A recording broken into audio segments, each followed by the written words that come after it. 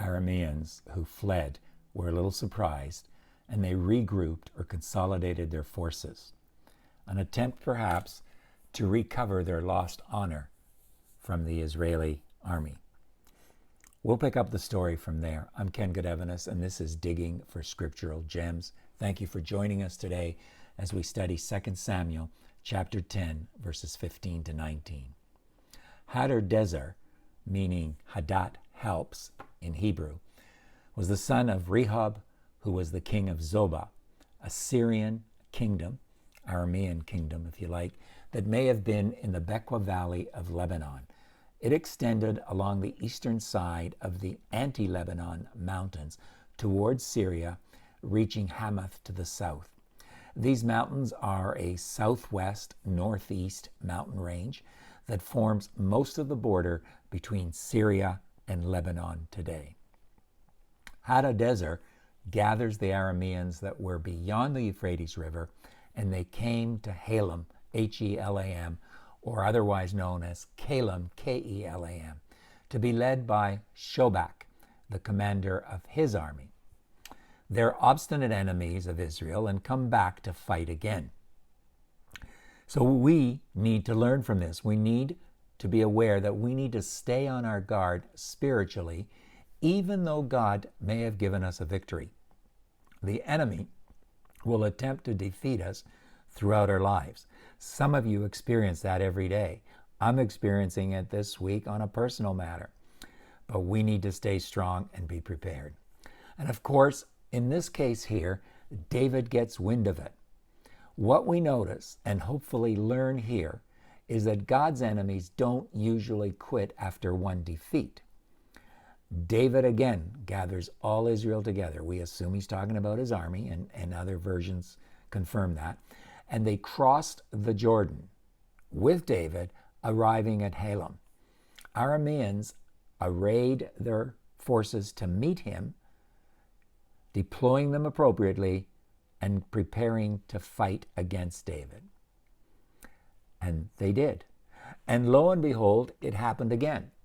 The Arameans fled, but not before David's army killed 700 charioteers, 40,000 horsemen, and Shobak, their commander. Excuse me.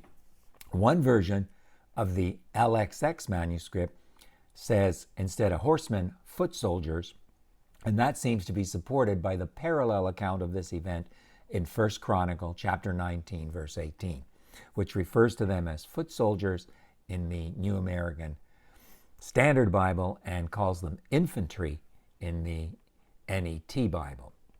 Again, just a reminder that what's going on in 2 Samuel, a lot of it is paralleled, and there's a fuller account, or a detailed account, if you like, in 1 Chronicles.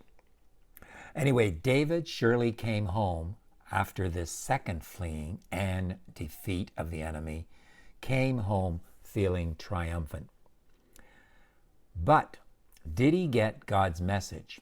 More of that in a moment. Now, when all the lower kings in the area, servants of Hadadezer, saw that he was defeated by Israel, their top man was defeated by Israel, they made peace with Israel and served them. Pretty smart kings. And they no longer were willing, the text says, to help Ammon anymore. In fact, the text says they were afraid, actually afraid to help Ammon anymore. What we have here is two evident outcomes. First, David gained a lot of neighborly support as allies. Bonus. Second, the Ammonites lost their big allies in the Syrians. Bonus. But what really matters here is the not so evident outcome. David Gusick has an amazing take on what God was saying to David at that time, and he presents it to us as he wraps up his commentary on 2 Samuel chapter 10. This is what it means to go digging deeper into the scriptures. And that's what we try to do here on our studies. Let me paraphrase some of what Gusick is saying. Quote, "The chapter ends with unfinished business. the offending Ammonites were still in their capital city, Rabbah, and Joab returned to Jerusalem. Joab, the general or the commander for David, returned to Jerusalem.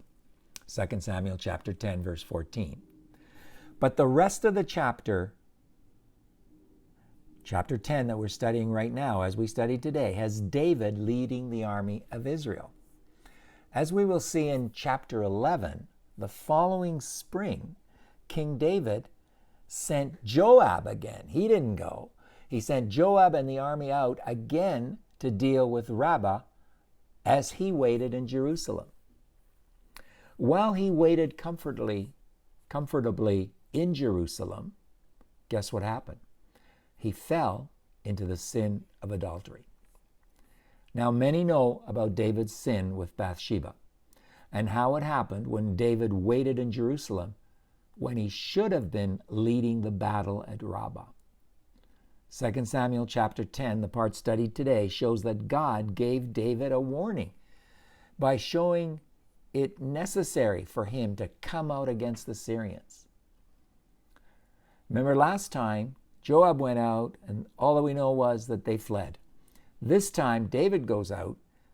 They flee, but he also gets a lot of things done in terms of eliminating the enemies. David tried to leave the battle with Joab in the first part of 2 Samuel, but his army needed him. And God tried to show David that very thing. And he did it by blessing him when David did finally get out to battle. That's the end of the paraphrased quote by Gusick.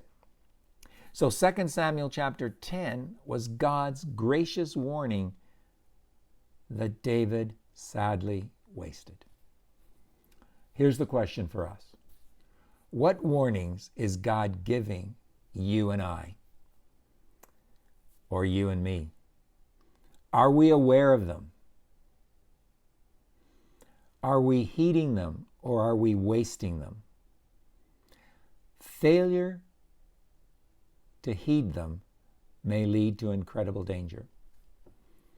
Next time, we'll study the trouble David gets into because he didn't lead his army into battle as God was prompting him to do.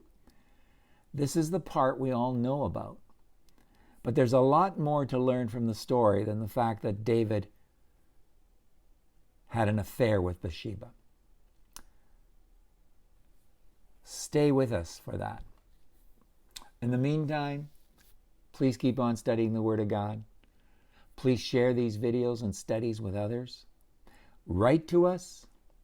Ask us your questions. Answer any questions we may have posed or suggested or that arise in your mind. And we'd also really appreciate it if you would like our video on YouTube and also subscribe to our YouTube channel, Digging for Scriptural Gems.